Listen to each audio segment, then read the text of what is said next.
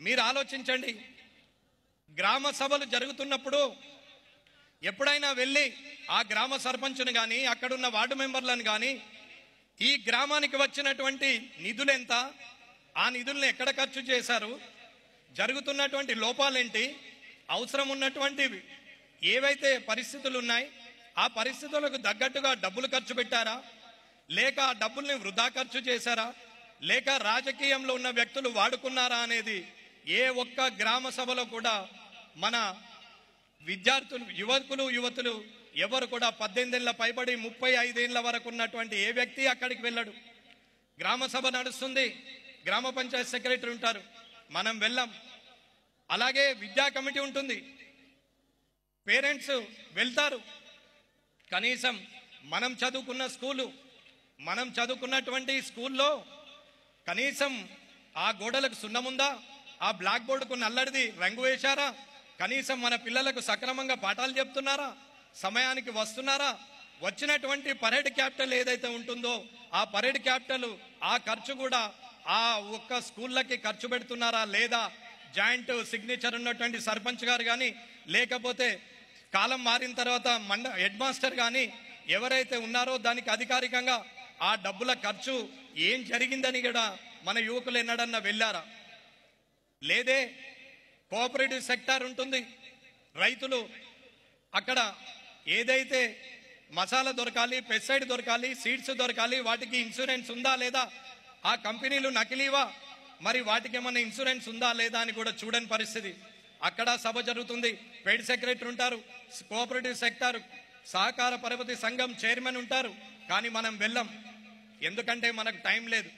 ఎంతసేపు బస్ ఎక్కామా, కామారెడ్డి వెళ్ళామా, హైదరాబాద్ వెళ్ళి చదువుకున్నామా అనేదే. కానీ ఈ చదువుకు కారణమైనటువంటి డబ్బులు ఏవైతే ఉన్నాయో ఆ డబ్బులు మనం తినే తిండి మీద పడుతున్న ట్యాక్స్ మీద ఇవాళ జీతాలు వెళ్తున్నాయని గుర్తించిన రోజు మనం ప్రశ్నించే పరిస్థితిలో ఉంటామని నేను అనుకుంటున్నాను.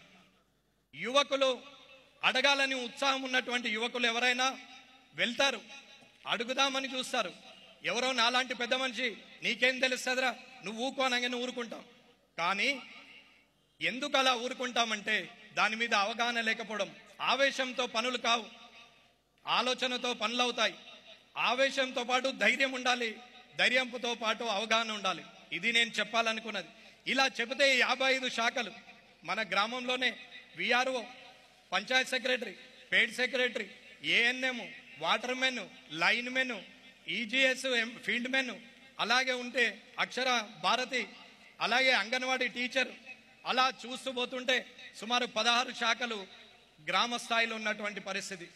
మరి ఎందుకు మనం పట్టించుకోవడానికి ఏమి మనకంత సమయం లేదా? ఓ వాట్సాప్కి పెట్టిన సమయం, ఒక యూట్యూబ్కి పెట్టిన సమయం, ఒక ఫేస్బుక్ పెట్టిన సమయం, సమస్య కళ్ళ ముందర కనపడుతుంటే ఆ కనపడే సమస్యకు పరిష్కారం వెతికే దిశగా మనం లేనప్పుడు మన జీవితానికి విలువ లేదనేది నా యొక్క ఆలోచన. ఆవేశంతో పనులు కావని చెప్పిన నేనే ఆలోచనతో అవుతాయని నేను చెప్తున్నాను. ఏదైతే మీకు ఇచ్చిన పాటలు వట్టిగేసినవి కావు. విప్లవ శంఖం సినిమాలో మాదాల రంగారావు గారు కొంతమంది కుర్రవాళ్ళు పుట్టుకతో వృద్ధులు అంటే ఆ పాటలో మీరు ఇంటికి వెళ్ళినాక మీకు ఎలాగో తెలుసు, ఒక్కసారి డౌన్లోడ్ చేసుకొని ఒక 5 నిమిషాలు తదేకంగా వినండి, మీకు అర్థమవుతుంది అందులో ఉన్న మీనింగ్ ఏంటి అనేది. అలాగే వందే మాతరం ఇది మన అవతరం అని వాడితే యువకులు సాధించలేనిది ఏమీ లేదనేది కారణం. నేను చెప్పేది ఖచ్చితంగా యువకులు రాజకీయాల్లో ఉండాలి. ప్రత్యక్షంగా అయినా పర్వాలేదు, పరోక్షంగా అయినా పర్వాలేదు, కనీసం ప్రశ్నించే రీతిలో మనం ఉంటే ఎట్టి పరిస్థితుల్లో కూడా జవాబుదారీతనం ఉంటుంది.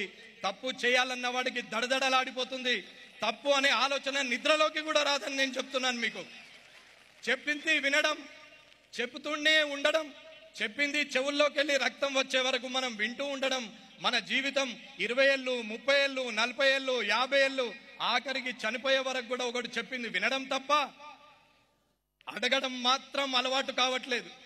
అడగాలి, ఎన్నుకున్నందుకు, ఓటేసినందుకు నిలదీయాలి, తప్పు చేసిన వాడికి శిక్షించాలి. అధికారం ఉంది కదా అని చెప్పి మనల్ని ఇబ్బంది పెడతారనుకుంటే యువత అంతా ఒక్కతాటి మీదకి వస్తే గ్రామాల్లో ఒక్కటిగా ఉంటే కాంతంటూ లేనే లేదు. మీరు ఆలోచించండి, నేను చెప్పేది మీరు ఒక్కసారి రేపటి నుంచి మీ గ్రామ స్థాయిలో మీరు ఆలోచన చేయండి. మీరు పట్టించుకోండి. ఎంతసేపు రాజకీయంగా వాడు ముదురు, వాడు చెప్పింది వినడు, వాడికి ఏదైనా చెప్తే మనకు నష్టం చేస్తాడు అనే ఆలోచనలో మనం ఉండి భయపడుతూ అడగకుండా ఉండడం వల్లనే ఇవాళ ఈ సమాజం ఇలా ఉందనేది నా ప్రగాఢ అభిప్రాయం.